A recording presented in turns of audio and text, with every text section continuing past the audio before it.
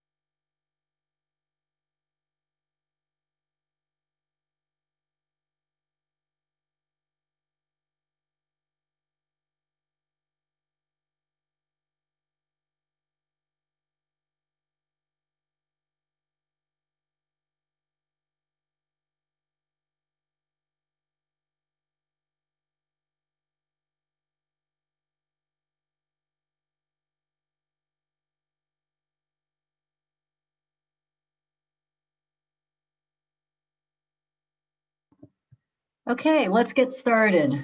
Welcome, everybody. Thank you for joining DCR for a listening session on the intersection improvements at Lynn, Parkway and Melrose Street in Melrose.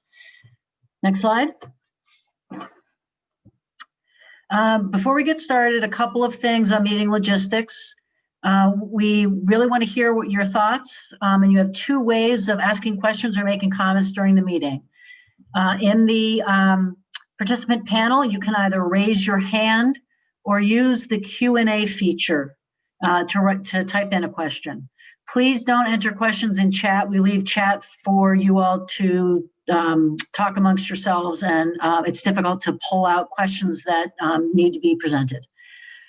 In addition, you'll have an opportunity to submit comments after the meeting over the course of the next 4 weeks at DCR Public Comments, and the URL is there. We'll also post this URL at the end, and we'll send a follow-up with the URL.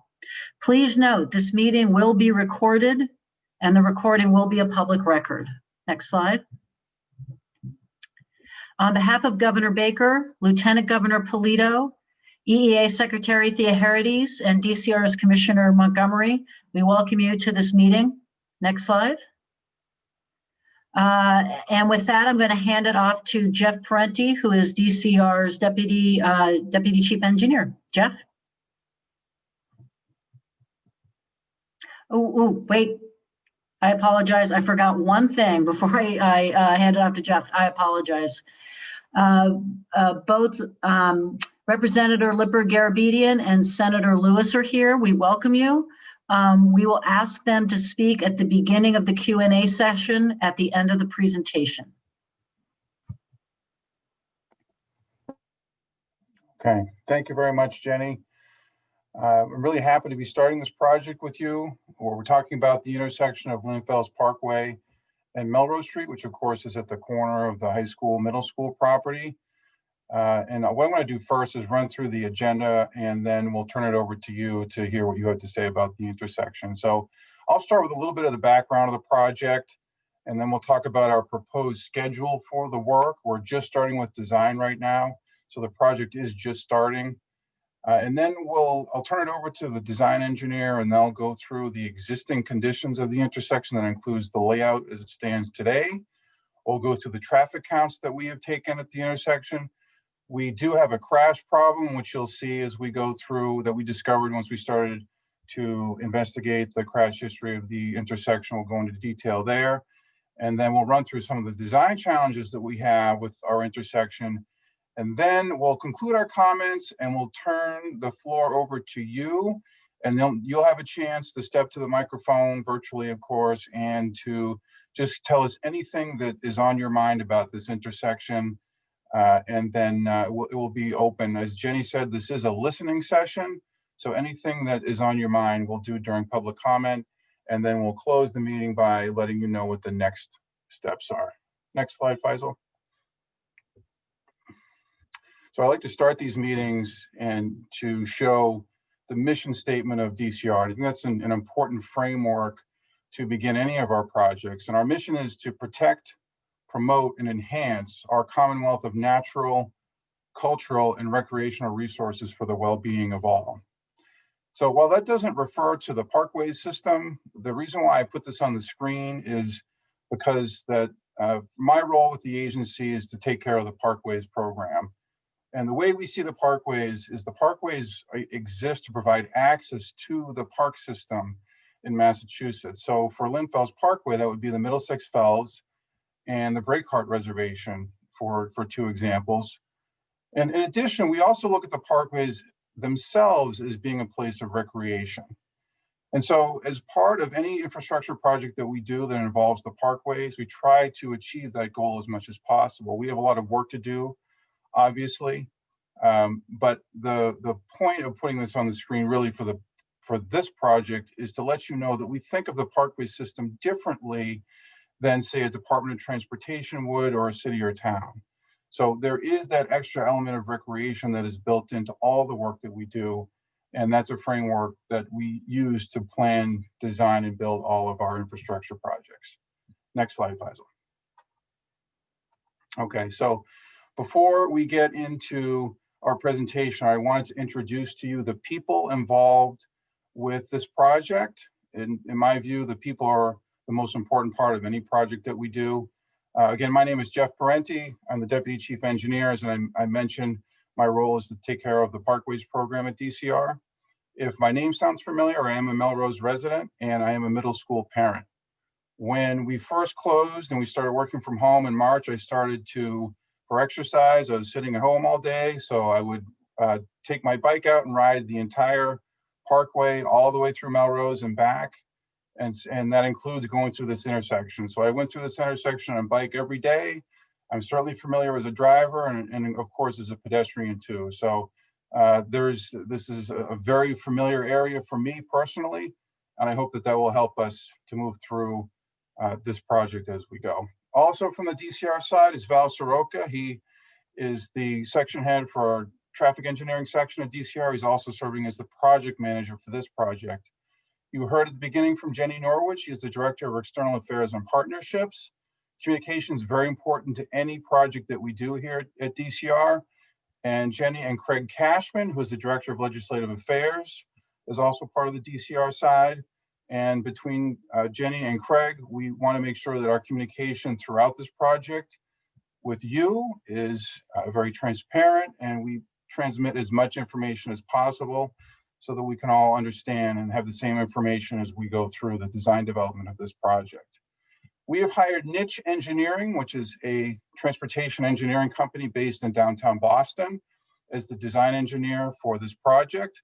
Faisal Hussaini, Virendra Gurung, and Adina Alpert are here from the Niche side this evening.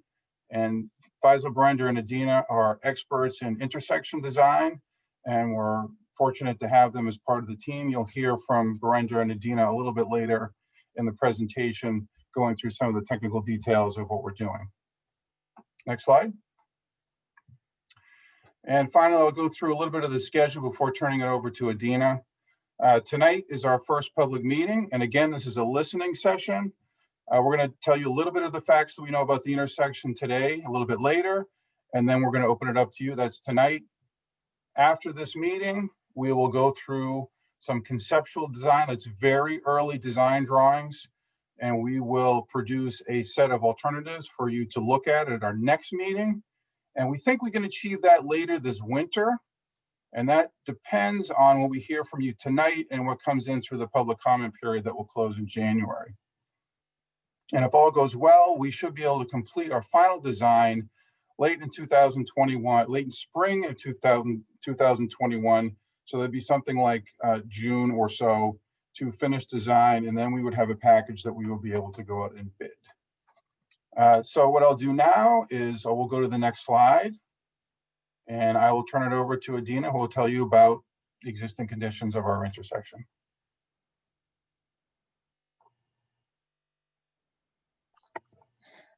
Thank you very much, Jeff. Here we're looking at an aerial view of the project intersection showing the existing conditions. Currently, the intersection is unsignalized. Lynn Parkway runs roughly east to west, and Melrose Street runs northwest southeast, and they meet at an oblique angle, which is not ideal for operations or safety. On the south side of the intersection is Crystal Street. It's a one-way street, northbound only, and it meets up with Melrose Street just south of the intersection. On the north side of the intersection, there's an entry-only driveway to Rockland Trust Bank and to Whole Foods Market farther to the north. That's located directly within the intersection. And next to that, there's an exit-only driveway from Dunkin' located immediately east of the intersection. The Melrose Street approaches, Crystal Street, and the Dunkin' driveway are all stop controlled. Lynn Parkway is under DCR jurisdiction, and Melrose Street and Crystal Street are under City of Melrose jurisdiction. I want to point out that Melrose High School and Melrose Middle School are to the northwest of the intersection off the picture, with primary access points to the schools along Melrose Street north of the intersection. As for pedestrian accommodations at the intersection, there are sidewalks on both sides of all the roadways at the intersection, and crosswalks are provided across all the non-driveway legs, including Crystal Street, except that there is no crosswalk across the east leg of Lynn Parkway. Currently, there are no bicycle accommodations within the intersection. So this intersection is quite complex, with a total of 7 legs, 6 of them providing approaches to the intersection, and 5 of them providing departures. This creates at least 65 vehicular conflict points. For reference, a standard 4-leg intersection with 1 approach lane in each direction has only 32 conflict points. So this intersection has double that. Besides the large number of conflict points, we observe several other issues with this intersection.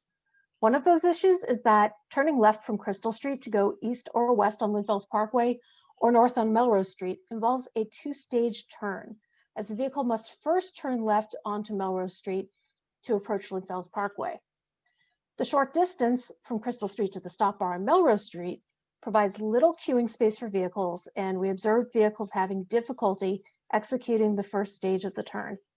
They were either oversteering to the right to make the left turn onto Melrose Street or coming to a stop at an angle at the Melrose Street stop bar.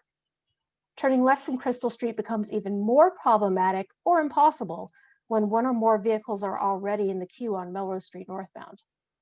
I'll point out that, similar to Crystal Street, right turns from the Dunkin' driveway are also 2-stage. And then there's the Lynn Parkway eastbound departure. It's a short leg, and as it approaches the intersection at Main Street, which has a traffic signal, just 200 feet east of the project intersection. Queues form on that approach to the signal, and the queue often spills back into the project intersection, which then blocks other vehicles from entering or maneuvering within the intersection. Now, unsurprisingly, there are some traffic delays on the stop-controlled approaches, while drivers wait for a gap in traffic to safely enter the intersection. Next slide, please. We've collected all the traffic count data that we're going to need to do our traffic operational analysis. This slide shows the vehicular traffic volumes collected at the project intersection. We collected all the counts midweek during the school year and before the pandemic. Some counts in early June of last year and some in late January of this year. We have turning movement counts for both the morning and evening peak commuting hours, and also for the peak hour covering when school is released in the early afternoon. Note that the morning peak hour covers the school arrival period. Traffic related to the schools is important for us to consider in the design, given that the intersection is located right next to the schools. Based on the count data, a total of about 1,700 vehicles travel through this intersection during the highest of the peak hours. Also, 24-hour automatic traffic recorder, or ATR, counts were collected on Lynn Parkway west of the intersection. The average daily traffic, or ADT, was measured to be 14,150 vehicles per day on Lynn Parkway. Next slide, please. We also collected bicycle and pedestrian counts on the same days as vehicular counts. As you can see, we have heavy pedestrian activities at this intersection. largely tied to school arrival and release times. So we definitely will be designing the intersection improvements with pedestrians in mind. I'll note that currently we have very little bicycle activity at this intersection, with only 3 to 5 bicycles total counted during any one of the peak hours. So now I'm going to turn it over to Barendra, who's going to talk about crash data and some of the design challenges going forward on this project. Thank you, Adina. We have analyzed the most recent 5 years of crash data available from 2015 to 2019. A total of 40 crashes were reported during this 5-year period at this intersection. Out of those 40 crashes, 7 crashes or 18% of the crashes were injury crashes. None of those reported crashes involved fatalities. 32 crashes or 80% of all the reported crashes were angle crashes, which may have been because of the high number of vehicular conflict points we have at this intersection. Also, 5 crashes were rear end and 3 crashes were side swipe crashes between vehicles traveling in the same direction. It is also worth mentioning that 9 crashes occurred under wet roadway condition and 1 crash occurred under slushy condition. This may indicate that there was a drainage issue that may have to be addressed. Also, none of the 40 crashes involved pedestrians and bicyclists. We also calculated the crash rate for this intersection. We determined that these 40 crashes represent 1.18 crashes per million entering vehicle, which is double both Masters district and statewide average crash rate for unsignalized intersection. The high crash rate at this intersection indicates that this intersection may have safety issues that would need to be addressed as part of this project. Next slide, please.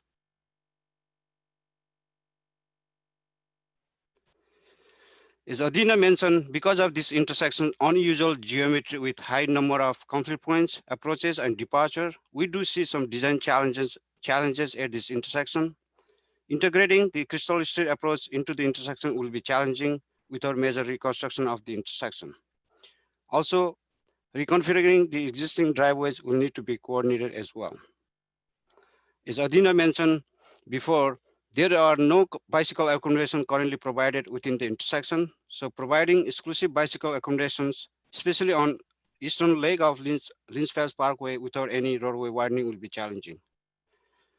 If this intersection is to be signalized, incorporating all approaches, including Duncan's exit driveway and Crystal Street into an efficient signal phasing plan will be challenging as well. Also, if signalized, because of its proximity to the intersection at Main Street and with the intersection at Green Street located just beyond the intersection of Main Street, the traffic signals would need to be coordinated to prevent queuing that would spill back between the intersection and also to make travel through this intersection on Lynn's Parkway as efficient as possible. The traffic signal at Main Street and Green Street intersection are under the City of Melrose jurisdiction, so interagency coordination would also need to take place. So as we move forward into the design phase, we intend to explore options to address these challenges. The existing layout on the right is to show the existing available roadway right-of-way and existing curb-to-curb dimension. The dimensions shown in red color are existing roadway right-of-way, and dimensions shown in blue color are existing roadway curb-to-curb width. One of the goal of the project is to work entirely within the existing right-of-way with no land taking. Now I'm going to turn it back to Jeff. Jeff?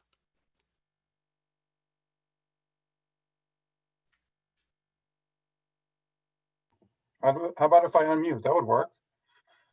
All right, so that's the extent of our remarks and our materials to show you tonight. What we'll do now, in a second, I'll turn it back to Jenny, and she'll do a little bit about what you're seeing on the screen here, and then we'll turn it to you for your comments and your questions. Thanks, Jeff. As we said, now the floor is open for folks to ask any questions or make comments. Again, please use the Q&A functionality or raise your hand so we can manage that. In addition, if you want more information, there will be a page posted on this project at the mass.gov website. If you'd like to, after this meeting, submit comments or suggestions, You can submit online at mass.gov/DCR/public comment, and we'll keep the comment period open for 4 weeks until Wednesday, January 6th. Please note that anything you submit, we will show your name, town, and zip code when we publish the comments online. When you provide your email address, we only use that to stay in contact with you about this project. If you do want to add your name to a DCR general information list, so you can learn about these projects plus, any kind of alert that we put out, you can call the Community Relations Office or email mass.parks@mass.gov. And with that, first I'd like to ask Senator Lewis to say a few words. Hold on. Okay, I have to promote you to panelists to do this. Actually, I don't. Ask to unmute. Okay. Can you Senator, hear me? you there? Yeah. Can you see? I can see you. Good. Yeah. Thank you, Jenny. Thank you. Good evening, everyone. This is Senator Jason Lewis, and I want to thank Department of Conservation and Recreation for holding this public meeting tonight. And I want to thank all the residents of Melrose who have taken time to join us.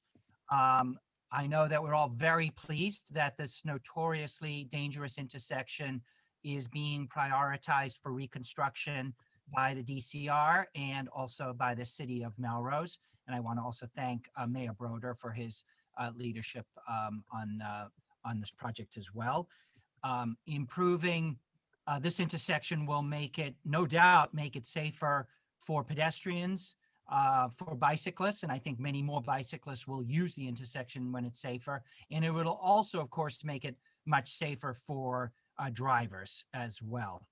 And of course, we all know that this is particularly important to improve the safety here because of the proximity to both Melrose High School and middle school, as Jeff knows very well from your daily trips along Lynn Fells Parkway, right? So I want to encourage everybody who uses the intersection to provide feedback tonight or through the follow-up through the follow-up comment period, because DCR, this is a real opportunity to consider your feedback.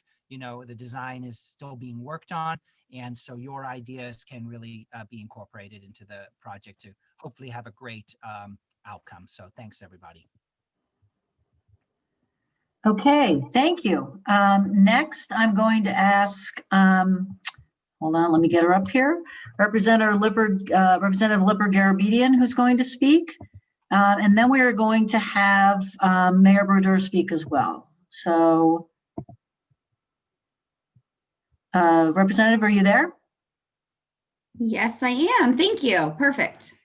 Thank you so much for pulling this together, and I'm thrilled that many of the community members are here tonight to share their input and thoughts. I know we have a lot of engaged constituents who have some really good ideas, and it will be to everyone's benefit to hear from each other.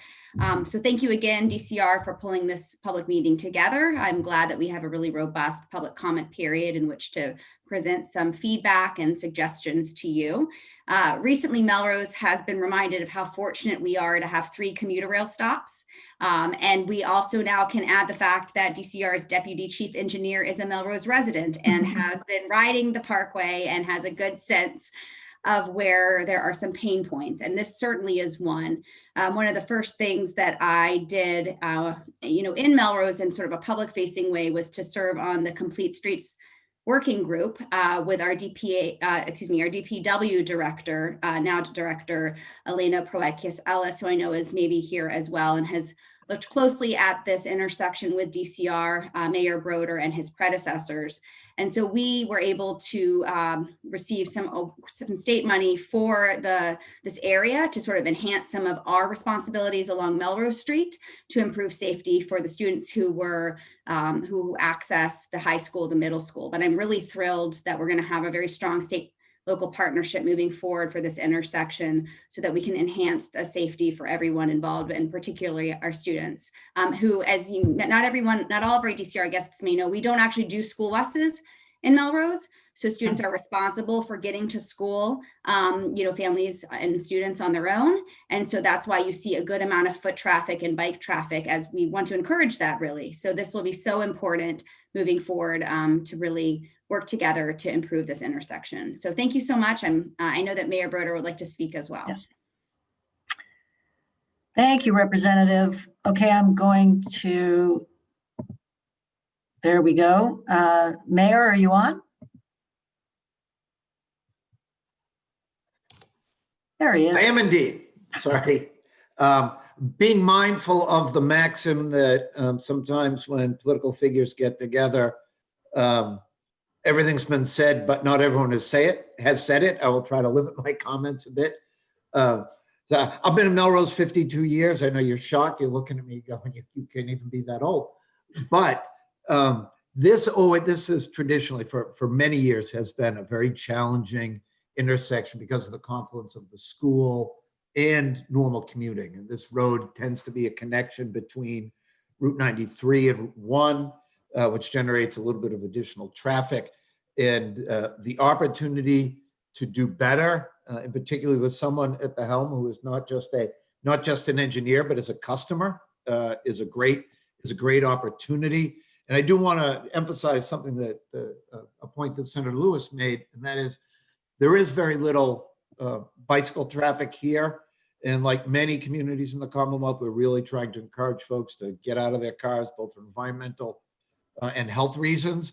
And the ability to make this intersection safer for bicycle and pedestrian traffic will be a big help to our net zero goals, and will also help us to be able to encourage our students to not drive, or for their parents to not drive. I very much appreciate from the commissioner's interest in this project on down to y'all. It's very important to the city, and we appreciate the opportunity for our residents to have input into what the final design will be. So thanks very much. I look forward to hearing the discussion. Great, thank you so much. Okay, I've got 5 questions in the Q&A that I will read off. Again, you can raise your hand and speak, or you can enter questions into the Q&A. Please don't use the chat. Again, I'd like to keep everything in one place. So the first question, have you considered the exit-only driveway from the Whole Foods Plaza that is just to the west of the intersection on Melrose Street?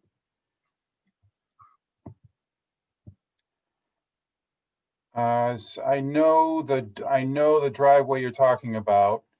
It's outside the project limit, and it's also a driveway onto a City of Melrose street. It's also private property. So those combination of things, I'm not sure how we might take advantage of that driveway, but when we start getting into design development, we obviously have to talk to the landowner for the Bank Whole Foods property and the Dunkin' Donuts property. I know we'll talk more about that as we go. But as we stand here, I'm not sure. I mean, there are some possibilities here, but keep in mind that driveway is outside the project limit. Okay, thanks, Jeff. Next question. Will there be any changes to the street before or after the intersection? Specifically concerned about the ability of drop-off and pickup of students on either side of the road closer to the school. Will pedestrian walk signals be faster acting for better student compliance? I think that question refers to the pedestrian. There's 2 pedestrian-only signals that's outside the Cabbage Patch. Again, outside the project limit, but if there are things that people would like to see, changes, improvements that people would like to see in that area, not picture, that's to the west of the screen there. If there are changes that people would like to see, that's in the interim, we can definitely talk about that. Just let us know the specifics and we can respond to those. Okay, next question. To what extent is the City of Melrose and/or the owners of the Rockland Trust Bank parking lot and Dunkin' able and willing to participate in improvements to this intersection? In particular, what can the city or state compel owners of those properties to do? Well, I can tell you that we have met already with the city twice or three times. We've met with the school department, met with Public Works, met with the mayor and the mayor's office. So we've already began a discussion with the city staff on how we can work together. Obviously, Melrose Street itself and Crystal Street are City of Melrose streets. And so we've already had some ideas on what sorts of options are on the table. Again, we're very early in the planning and design process, so we're just almost brainstorming at this point, and we're trying to see what sorts of changes people are interested in seeing. And that's partly why we wanted to come to you at this early stage and hear what you would like to see. The second parts of those questions are about the bank and the Dunkin' Donuts. Obviously, again, those are all both privately owned parcels with driveways. In the case of driveway C there, the bank driveway empties directly into the intersection. And then the other driveway, the D driveway, is the Dunkin' Donuts, is very, very close to the intersection and not exactly in it, but will be, it certainly is a design constraint for us. As Brenda went through the design constraints earlier, those two driveways are going to present a constraint, especially driveway D.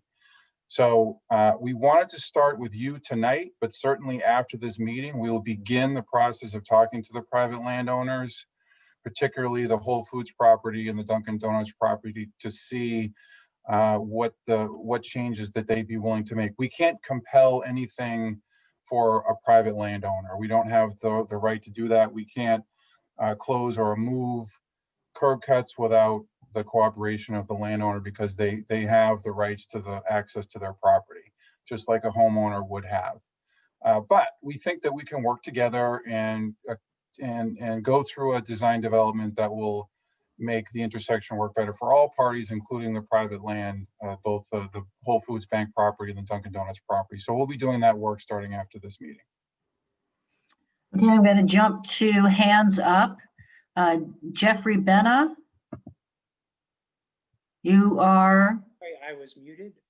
Yeah, I had a couple questions. I'm Sure. a resident. I live about a quarter mile north of here. I walk by here about once a week. And I'm glad to know that Jeff is on this as a local resident. So just to point out that this area did flood in 2006, our last giant flooding event.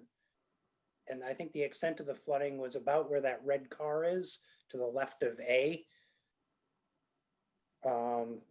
And so that left turn into the parking lot from Melrose Street into Whole Foods and Rockland Trust, that used to not be a one-way or a do not enter.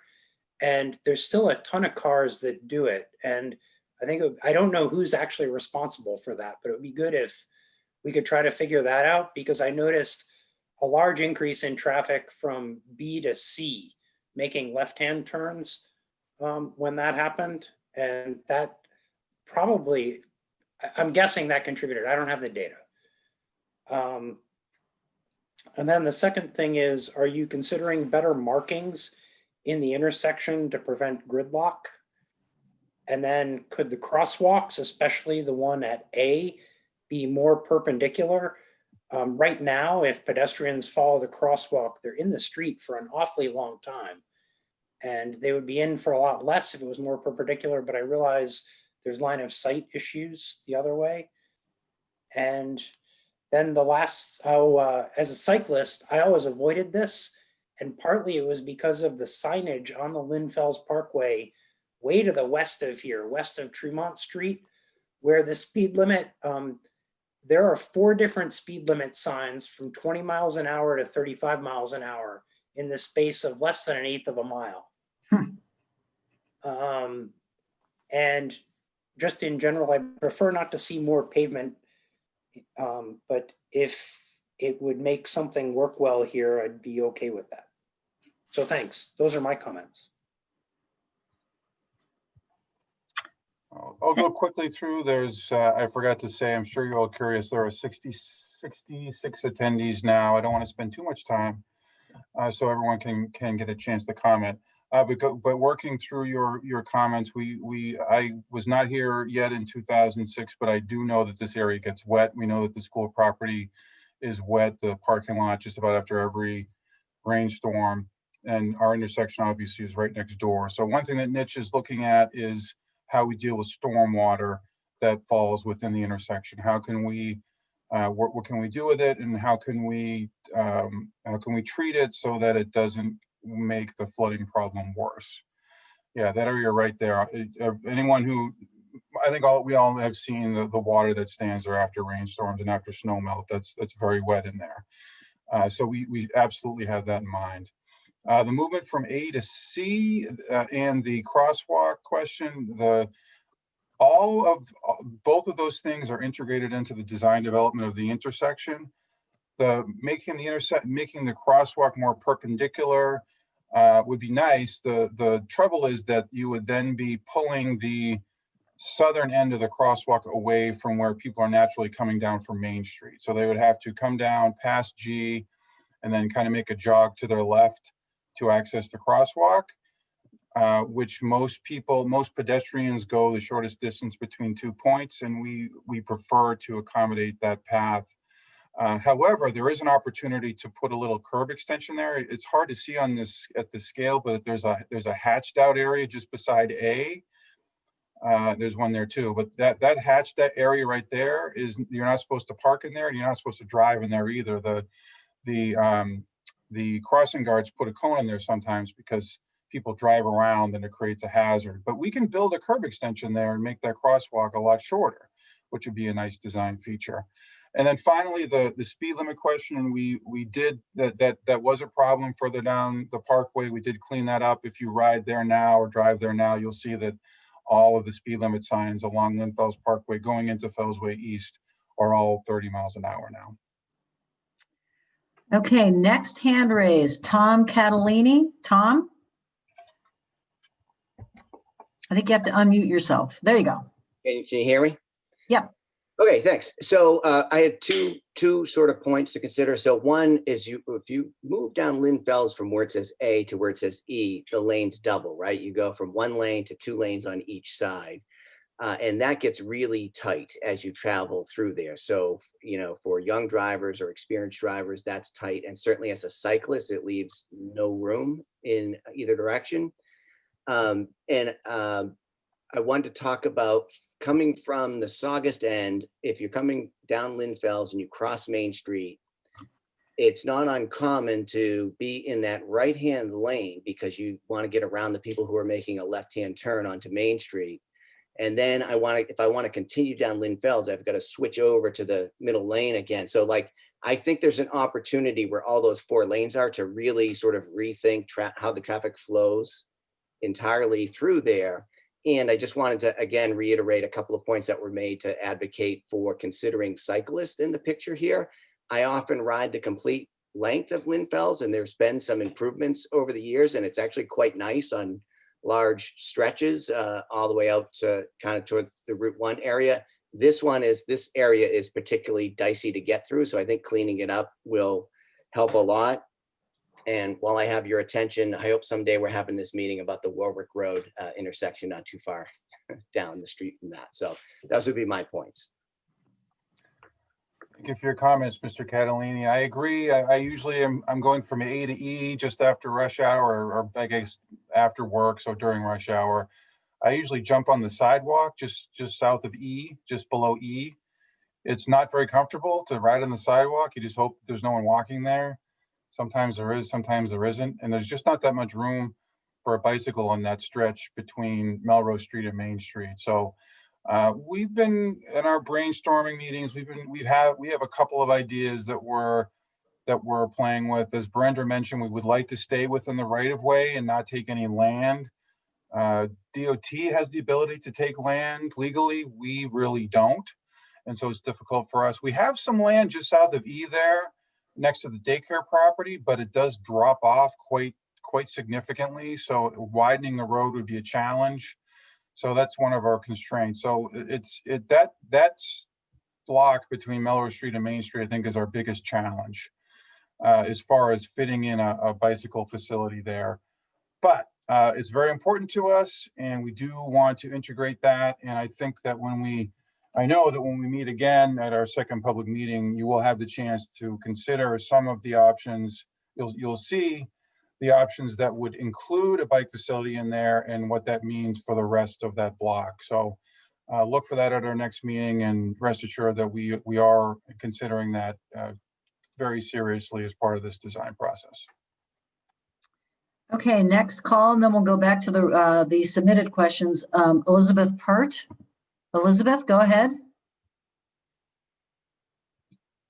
Thank you. Good evening. I would echo what some people have said in terms of having Jeff involved, because he's certainly a local resident, so that's excellent. And I know that you have a great design team behind you too. I'm a longtime resident of Melrose, and our family drives through this intersection all the time. So we're thrilled to see something that's going to happen here. You know, ideally, I know that you all are going to be working very hard on the alternatives. You know, it seems like a signal here is really the solution. So I have a couple questions. I mean, it would need to be tied in, as was pointed out, to the Main Street intersection. And is that something that, you know, would be part of your design, or are there major constraints with doing that? Because obviously that intersection and even the one further up would need to be coordinated in some way, since you're introducing a new delay here at Melrose Street. And then my second question is a little broader and certainly longer term. I mean, you know, I know the plan is to get to, you know, a design consensus sometime in the next, say, 6 months.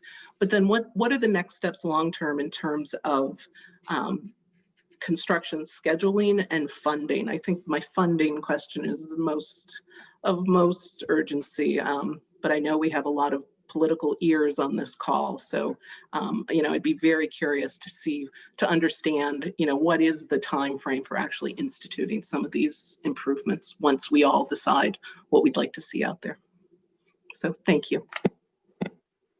Thank you. And I'll start with the funding question. It's always a prickly question for us, because as a state agency, our budget, our capital budget, is approved yearly. So the money that we're spending now on design is in the fiscal year 21 spending plan, and the fiscal 22 spending plan, which I'll write the draft for sometime over the winter, and will be submitted in late spring and approved right around June, July for next year. We won't know what money we will have and what the spending plan will be until then. So none of the projects that are under design right now of the scale, there are about a half dozen or larger. None of those projects are funded for anything until the fiscal 22 project is approved. So they're all, in other words, the situation is the same for all projects. However, that being said, I will say that if we go through the design process here and we have support from the community, and we do find a concept that we agree on, and we can complete the design in late spring as we had planned, I would say, and again, zero guarantee whatsoever, but I would say that it's much more likely to obtain and secure construction funding if we have a completed design. So that's my goal, is to move us through the design process, and then as part of the budgeting process for the spending plan for fiscal 22, I would put in a line in the draft for this project for construction, and then advocate for that to be approved. And that's the same answer for the other design projects that are in parallel with this one that are happening now. And so your second question, or your first question, I guess, was about coordination along the Parkway. The Main Street and Green Street intersections are both owned and operated by the city of Melrose.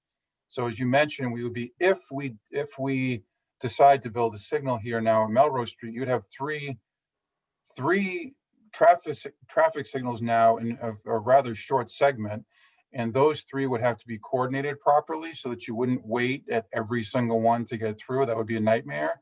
So we would need to put together a coordination plan for those three, and then get together with the city so that their two signals and our new signal would work together well, so that you would get a green light at one and then move through the other two without stopping. That's the ultimate goal for those three locations, should we elect to build a signal here. Okay, I'm jumping over to some submitted questions. First, I'm a Melrose, I think it's a middle school parent. I'm currently reluctant to allow my middle schooler to bicycle between our house on the east side of town and the middle school due to safety concerns, not only in this intersection, but also at Lynn Fells Parkway and Main Street, and the approaches to that intersection on Lynn Fells Parkway in both directions. Will this re-engineering effort extend that far? So our project is limited to the intersection on the screen, just Melrose Street and Lynn Fells Parkway. And again, if there are other locations along the parkway that people are interested in, we can talk about those separately. We're always available to respond to comments that people have about any issue that we might have along the parkway system.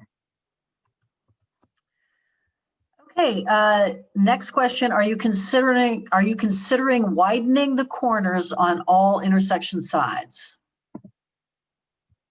I would go the opposite. I would like to, especially where the letter C is, that right turn is a little wide. And so if you're turning right from the parkway onto Melrose Street to go toward the school, the objective with traditional traffic calming is to reduce the speed of people going through the intersection, and that improves safety. And then from B to A, I'd say we have an opportunity there to make that a little bit tighter. And that also would reduce the length of the crosswalks. I mentioned the hatchet area next to A, we have an opportunity there. So the objective is to build an intersection just big enough to accommodate the vehicle traffic that we have, but no bigger. And so you would reclaim the rest of that space that you don't need for pedestrians and bicycles. So the intersection could be a tiny bit smaller than what you see here. Based on the volumes that Adina showed you earlier, I think we can achieve that. But again, you'll have a chance to see all of those alternatives at our next public meeting, and we can discuss and you can decide for yourself whether that looks right to you, and then we'll decide on a preferred alternative. Okay, next question. Is it possible to convert Melrose Street between the Felsway and Tremont Street into one way in order to decrease pressure on this dangerous intersection? The short answer is yes. Again, Melrose Street is a City of Melrose property, so we would need the city to be a part of that conversation. We wouldn't make any kind of decision on that without the city. That wouldn't make sense. But if it helps the intersection, if it simplifies the intersection, and we can find a suitable alternative for those people who cannot use the one-way street in the wrong direction to go around, then it could be an advantage, and that could be something that would benefit the project and the neighborhood as a whole. So yes, the short answer is yes, we are considering that. Okay, one more, and then I'll go back to the raised hands. It seems to me the project gets a lot easier the fewer entrances and exits there are. Will you consider, for example, making the Crystal Street, Melrose Street part of this, a closed loop with Main Street, no entrance or exit from the intersection? Yeah, I know exactly what you mean. So just above F, for example, what the comment is talking about is you would essentially dead end the short end of Melrose Street just above F, no access at all to the intersection, and turn the FG turn into a loop, and then there would be no access to the intersection. So it's almost a kind of a big cul-de-sac almost. Interesting idea. Again, that would affect those who live on Crystal Street and the daycare center and even the tennis court. That would affect access. But you're absolutely right. Anything we can remove from the intersection, the design constraints that Berender talked about, anything that is removed from the intersection as a constraint would help us tremendously. But those have other trade-offs. So those would be things we would have to talk through with the city. Okay, next raised hand, Garrett Nelson. Go ahead, Garrett, you can talk. Hi there. Thanks for hosting this meeting. My name's Garrett Nelson. I live on Linden Road, about a quarter mile east and north of this intersection. My wife and I bike every day with our 2-year-old daughter to daycare. And just anecdotally, we will oftentimes go way out of our way to avoid Lynn Fells Parkway when going east-west. We'll go up to Franklin or down to Emerson, and it certainly isn't lost on us that the road managed by the Department of Conservation and Recreation is the hardest one to bike on in this area. So I certainly want to advocate for making this a less of a kind of formidable intersection for cyclists. In terms of the intersection itself, I certainly agree with the previous comment that dead-ending Melrose Street and turning that into a loop would really simplify the intersection and especially open up for bikers going eastbound into that 2-lane area some better options. A small note, I oftentimes find that eastbound traffic on Melrose Street stopping at B will completely ignore that stop line because their line of sight is poor, making either a left or a right turn, which obstructs the pedestrian crosswalk. So that zebra stripe at B very, very often has a car over it. And because there's the refuge in the middle, it makes it impossible to cross that crosswalk. And then more broadly, recognizing that this intersection is the focus of this project, it would be great to coordinate it up and down the Parkway, across Main and to Green as well. I think that stretch is one of the hardest to navigate in the whole city.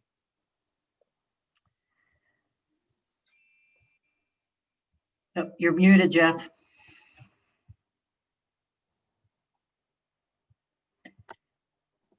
Okay. No, thank you, Jenny. No, the computer muted me for me. I guess it was getting tired of hearing me. Sorry about that. Okay, next we have Dan DeLulo. Go ahead, Dan.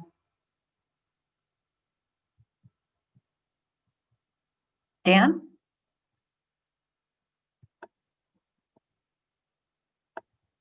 Dan, it says you have a live mic, but we can't hear you.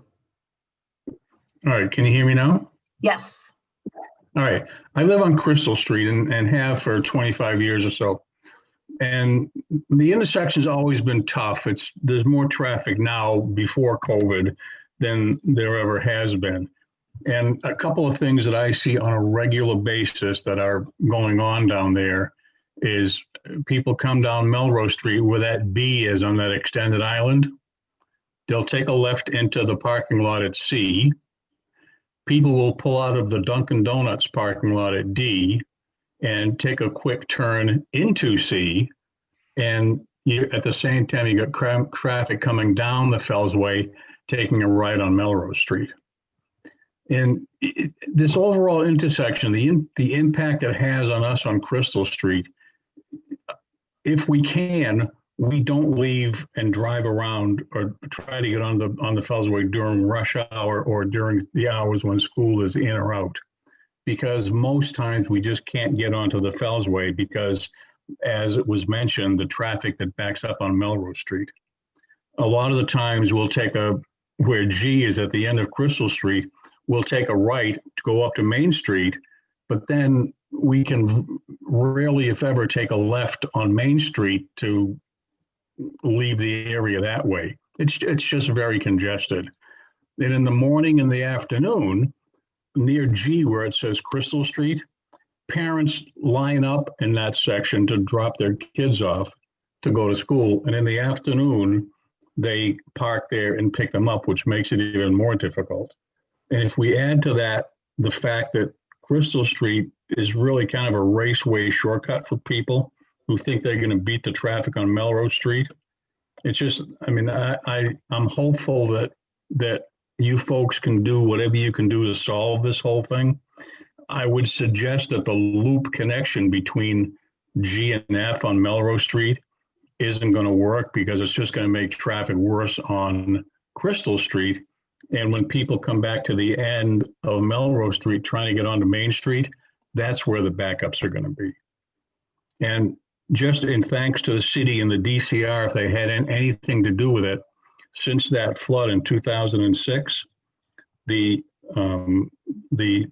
system that they put in at the L Pond section of the Main Street end of L Pond, that whole pumping system has made that whole flooding situation much, much, much better. And all the residents truly appreciate that. But, just adding to everybody else's concerns, if anything can be done to slow down traffic or, try to eliminate some of the traffic on Crystal Street, which is really a very small residential street, would be greatly appreciated. Thank you. I'm glad that you are here because it hasn't come up yet, but I'll kind of spoil it a little bit. A couple people have asked about the directionality of Melrose Street. One of the things that we have considered is the direction of Crystal Street too. So and as Brenda mentioned, the current direction of Crystal Street going towards the intersection does present a challenge as you described.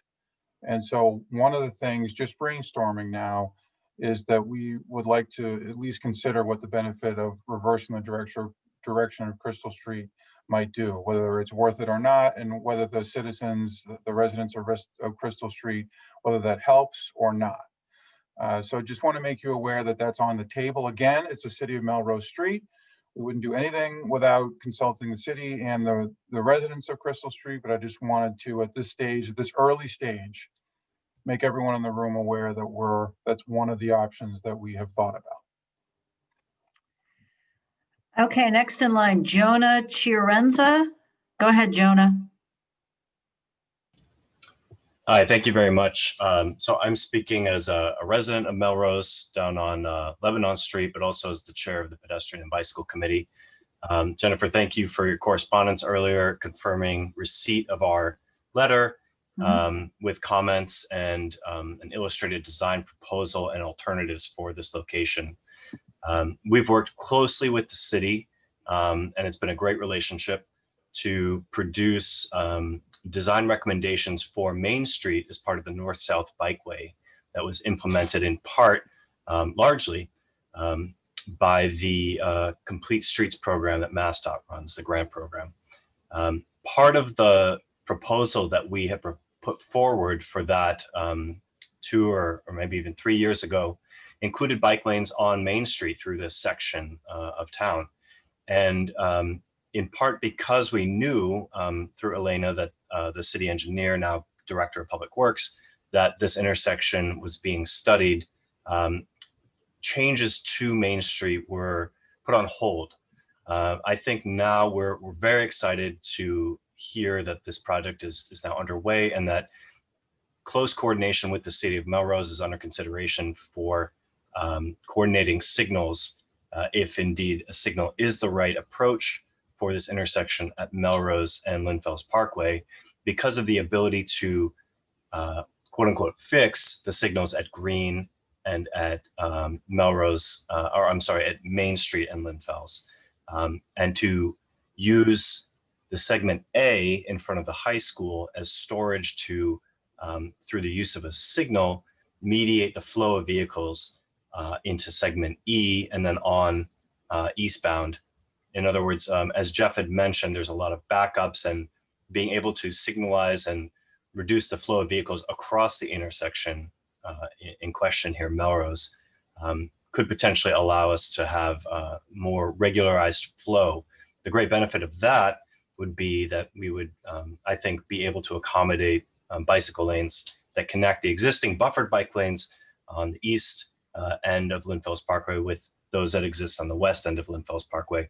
Through this, arguably the most desirable location for travelers on Lynn Fells Parkway by bike, the commercial district and the high school, Cabbage Patch Middle School, tennis courts, etc. We're very appreciative of the work that everyone is doing on this project. And I'd like DCR and the design team to feel emboldened to really consider designs that are visionary and go beyond just Band-Aids, fixes here and there. I think in general, a 25 mile an hour speed limit would be a great addition to Lynn Fells Parkway and would make Lynn Fells have the same speed limit as the rest of the entire city of Melrose. I think the consideration of closing the connection at Crystal Street and Melrose is definitely something that needs to be modeled.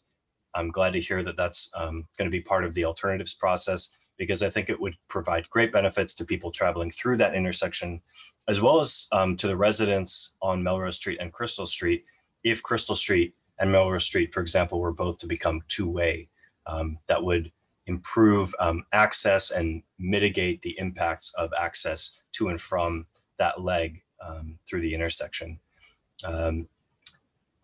In general, I'm very heartened to hear the description of this project and of DCR's perspective. Jeff, thank you very much for presenting that DCR's mission is to provide access to recreation. I myself use Lynn Fells Parkway all the time to get to the Fells, the Crystal Springs area and beyond, and know several others who do, but I think the idea that it itself could be a recreational destination and contribute to the quality of life here in Melrose and connect people from beyond Melrose into our city to be a true opportunity presented to us here. So thank you all very much for your consideration of our letter and our design recommendations. We look forward to, as the opportunity presents itself, continue to be in touch with you and coordinate on the design as you develop it.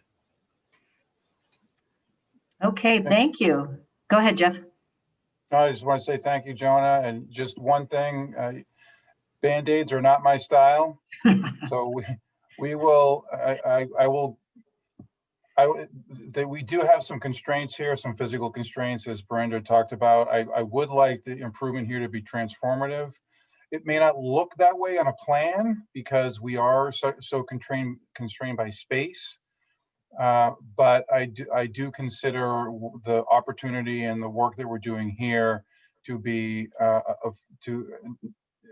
at least in mentally to start over and say, okay, what intersection would we want to build if we could start from scratch, knowing that we have demand from pedestrians, bicycles, and vehicles all needing the same space, and that those needs are balanced.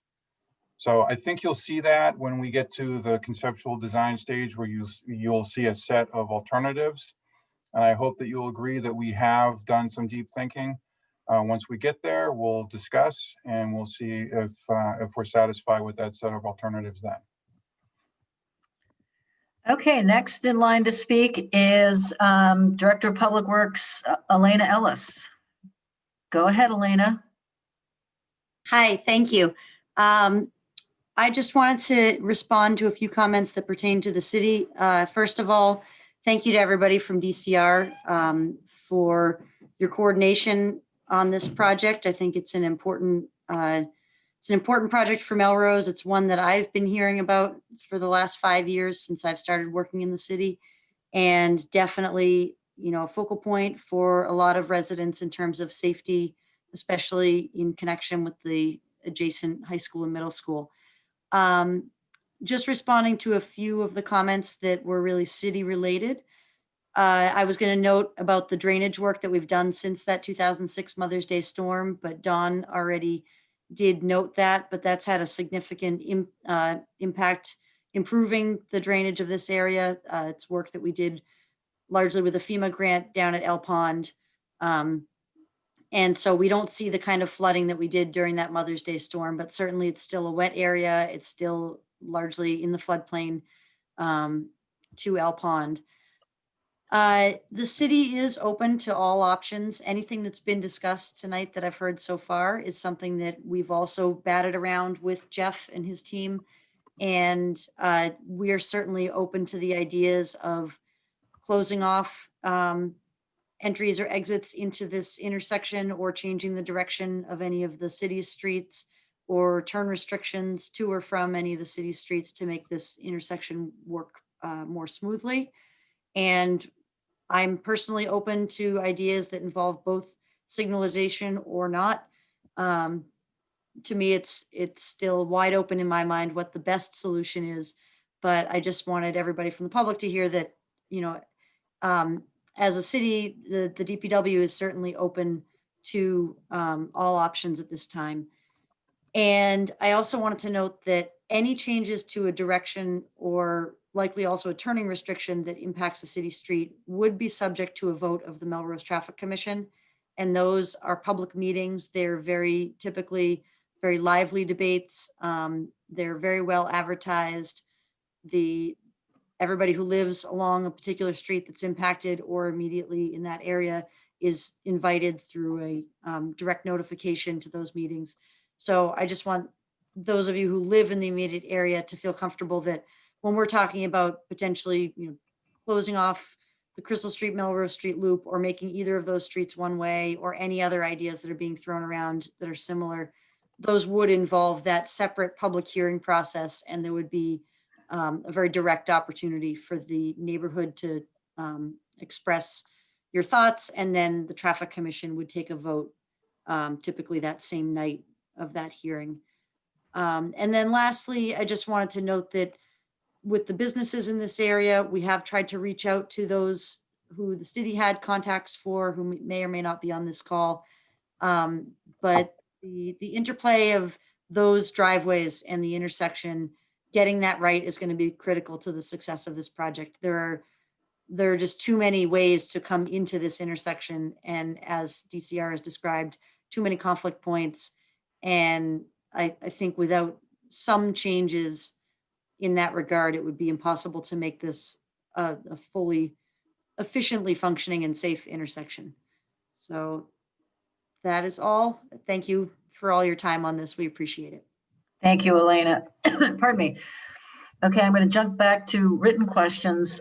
We have a couple of people asking about, are we considering a do not block the box feature? Do not block the box is either a sign, a white sign that says do not block intersection, or is a crisscross of white lines on the pavement that is supposed to indicate that you're not supposed to sit in there if you can't get all the way through the intersection. It's somewhat successful in places like New York City, where there's a fine associated with it. It's enforced rather rigorously, from what I understand. We have used them in limited 1 or 2 places on the Parkway system. But the longer answer is, I hope we don't need one. If we do our coordination work properly with the other 2 signals, should we build a signal here? If we do our coordination work properly, there wouldn't be any gridlock, and we wouldn't need to have the do not block the box markings. That's kind of, speaking of Band-Aids, that would be kind of a Band-Aid. We would like to fix the underlying problem. However, if we find that if we get to a place a year after we build what we build and there's still gridlocking within the intersection, then yes, we would consider that as a workaround. Okay, we've got 2 questions here about a small low-speed roundabout or rotary makes sense in this area, similar to the intersection of Green and Howard. Green and Howard, that was an adventure. The problem with it, we always consider a roundabout now. We're at a point in, I think, traffic engineering where everyone knows what a modern roundabout is and what they can do, and that they're different from an old style New England rotary. So we almost always consider a roundabout with any intersection that we're going to improve. The disadvantage of a roundabout is they tend to have very large footprints. And in many cases, and I'm not sure what the case was on the other one in town, but here, in order for us to stay within our current right-of-way, the circle just wouldn't physically fit. There's not enough space to put a circle and fit it all within the right-of-way, the land that we currently own. So that's, unfortunately, it doesn't appear that a roundabout would be an option at this location. But that's mostly because of a space constraint. Okay, one more, and then I'm going to jump back to a couple more hands raised. The lack of bicycle access is also a problem east of Main to Green Street. If improvements are made west of Main, would accommodations be made from Main to Green? I agree that short block is also a problem. I'm often stopped behind one car and sitting in front of another one to wait for the light to turn on my bicycle.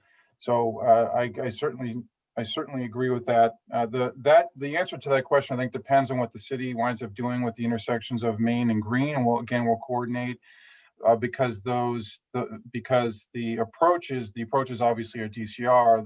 The Parkway approaches are owned by DCR, but if those two intersections operate better, depending on what the approach lanes are, the number of left turn lanes, right turn lanes, and through lanes and so on, then we'll need to accommodate that. If we can fit a bicycle lane or another type of bicycle facility in that short block, we absolutely will do that.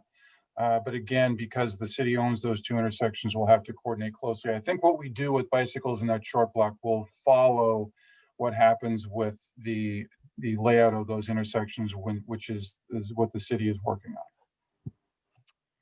Okay, I'm going to jump back over Paul Pinelli. Go ahead, Paul. Thanks, Jennifer, and thanks to the DCR for hosting this event. I think we all, as residents, appreciate the opportunity to speak and ask questions on topics like this. And thanks also to our elected officials, Senator Lewis, Rep. Lippert-Garabedian, and Mayor Broder for being here as well. I've just got two quick comments, I think, and frankly, they're really more echoing of comments that have been made previously by neighbors of mine. I live on Lynn Fells Parkway with my family, about, I don't know, half a mile west of this intersection. We've lived here for about 10 years. So I am acutely aware of just frankly, the mess that this intersection is for pedestrians, bikers, and drivers alike. So I'm thrilled that the DCR is prioritizing work on this intersection.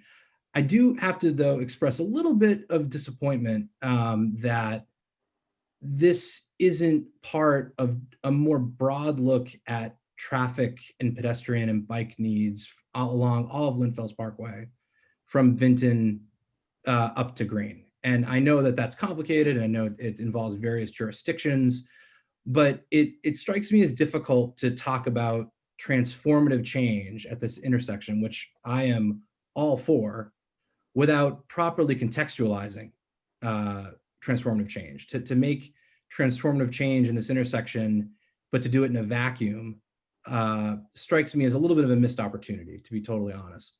And so I know, Jeff, you've been talking quite a bit about coordination with the city, and I just wanted to voice my,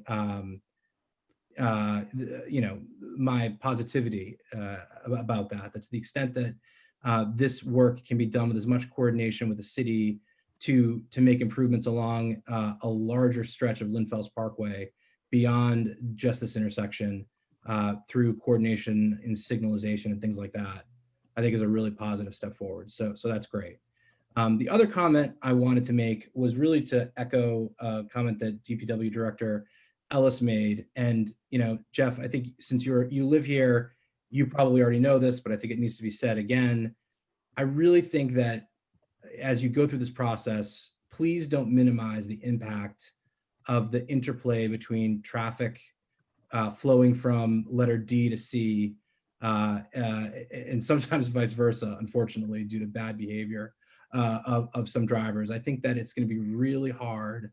In other words, you all could make some serious incremental improvements, controlling what you can control by fixing points A, B, E, and F. But if something isn't done to also help with letters C and D, I unfortunately think it could overshadow the great work that I think you all presumably will do by going through this process. So just wanted to make that comment as well. Thank you again very much for hosting this event and for giving me some time tonight.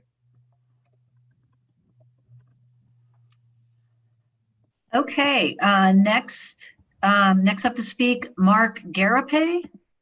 Go ahead, Mark.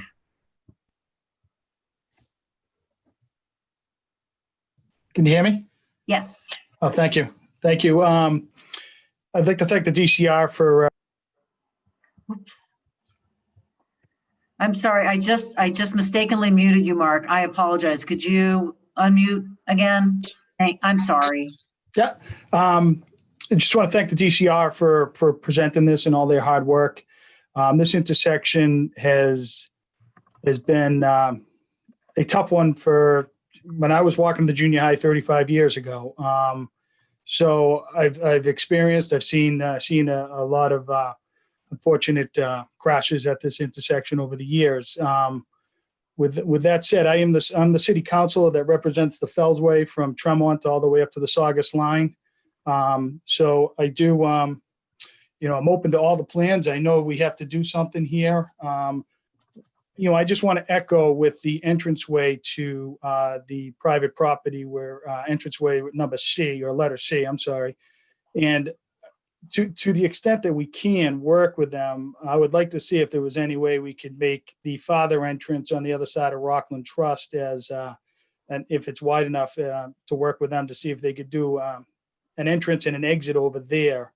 I think that would help because there is when people are coming down, going west on the Felsway, they really hit Melrose since we put the two lanes there, which is definitely the improvements at intersection has helped considerably over the last, I think it's 4 or 5 years that intersection has been kind of with the island and everything has been redesigned, but people really hit that curve at a high rate of speed. And sometimes people aren't paying attention and they're taking the quick left into the entranceway and let us see. So to the extent that we can work with the property owner, I'd like to see if that would be a possibility. I know I'm going to have some more questions with that could affect Ward 4, and especially if we close off Melrose Street and what the traffic flow would be at the intersection of Main Street and the Felsway. But I'm open and I'm encouraged to see some improvement in this intersection, and I look forward to working with the DCR. So as we move forward, if we could just keep the communication open with the local ward city councilors, myself and Councilor Tremont on the other side, we'd greatly appreciate it to help navigate that through our residents. Thank you. Thank you, Mark. Remember to, Faisal, if you could put up that last slide with the web address. We certainly don't expect that all of your questions and comments that you're going to have them right here, right now. So please take the time to send those in to the public comment address. We do gather all of those and use all of these comments from tonight and also from the public comment functionality to sort of direct Jeff and the folks at Niche in their work. Couple more questions. I've got one here. Can the radius of Crystal Street be reduced to allow it to meet Melrose Street at closer to a 90-degree angle? This person has a couple of questions. Vehicle speeds tend to be high, particularly eastbound traffic on Lynn Fells Parkway. Can traffic calming techniques like raised walkways or speed bumps be used? Those are the two questions. Okay, so the first question about Crystal Street, so that's near letter G. The question is, could you bend Crystal Street a little bit to the right there to make it a more perpendicular intersection with Melrose Street? And that is one of the traffic calming techniques to square off intersections, and that has multiple benefits. That is on the other side of the property line. So again, those are both Melrose Street and Crystal Street are city of Melrose streets. So it wouldn't be part of this project, but I will also, while we're talking about it, I would say that the private property, so you can see the building there, the roof just southwest, southeast of G, there's the building. And I'm assuming that the property just to the north of that is also private property. So in order to achieve that, you may have to take some land, but it is a good idea. It doesn't mean it can't be done. We wouldn't be able to consider it as part of this project because it's not state land. The second question about vehicle speeds and traffic calming techniques. So we will be certainly using horizontal techniques. I mentioned curb extensions and neck downs and so on a little bit earlier to try to reduce the turning radii within the intersection. That'll be some of the tools that we'll use in the design of our intersection, no matter which option that we choose. The vertical techniques like raised crosswalks and speed humps, those can be effective on smaller streets. It's my experience that first responders, fire, police tend not to like those on the streets that they use to respond to emergency. So primary, secondary response routes, especially for the fire department, I don't know if the Parkway is. But we, as part of the design development, the fire chief and the police chief will both be able to comment on the designs that we're talking about, and we'll find out how important the Parkway and particularly this intersection is in their response. I would hazard a guess that Melrose Street would be an important route to the school, both the middle school and the high school, from the main firehouse on Main Street. So we don't want to put any kind of a physical impediment that would reduce response times for police, ambulance, and fire. So that would be a consideration before using any vertical techniques for traffic calming. But we love traffic calming, and we will institute as many tools from the traffic calming toolbox as we can as part of our project. Okay, I've got one comment. I want to note that the traffic from the Whole Foods lot should be taken into account even though it's just outside the intersection. Some drivers use the Whole Foods lot as a shortcut to and from Main Street. So that's just a comment. Next is an interesting question. Can you conceptualize this intersection without signals? Absolutely. We're not committed to traffic signal. We talked a little bit about a roundabout before. I wish it was an option physically, but probably not. But we will explore making improvements, geometric improvements here without a traffic signal. And we'll discuss and we'll see whether that satisfies the pedestrian and bicycle safety improvements as part of the goals of this project. But we absolutely will consider that. And in perfect timing, this is our last question. In the accident assessment, was there one specific turn or traffic pattern that caused the most accidents? Excellent question. And I will ask Adina Albert from Niche Engineering if she knows more about the set of crashes that we found, those 40 crashes that we found. Right. So the majority of those were angle crashes, which involved two vehicles in opposing directions or at Main Street, side street. And based on our interpretation of the crash data that we have, it appears that most of these crashes involve at least one vehicle on Lynn Fells Parkway and either a vehicle traveling in the opposite direction or a vehicle entering the intersection from Melrose Street that did not properly yield the right of way to the vehicle on Lynn Fells Parkway. But it's a mix of approach directions on these roadways. Okay, and like I said, in perfect timing, that was the last question. So we want to thank everybody who joined us tonight. We really appreciate this. Jeff and the folks from Niche, as I just said, really do take into account all of your comments and questions as they move into their next phase of design. Please feel free to submit comments over the next 4 weeks, and we will be back in touch probably March timeframe, right, Jeff, for our next meeting. Yeah, So thank you. Maybe even a little sooner. We'll see. We'll see what happens with comments that come in, but we will see you within a short time. Great. So thank you all for coming, and have a wonderful rest of the week. Thanks, everybody. Goodbye. Bye. Thank you.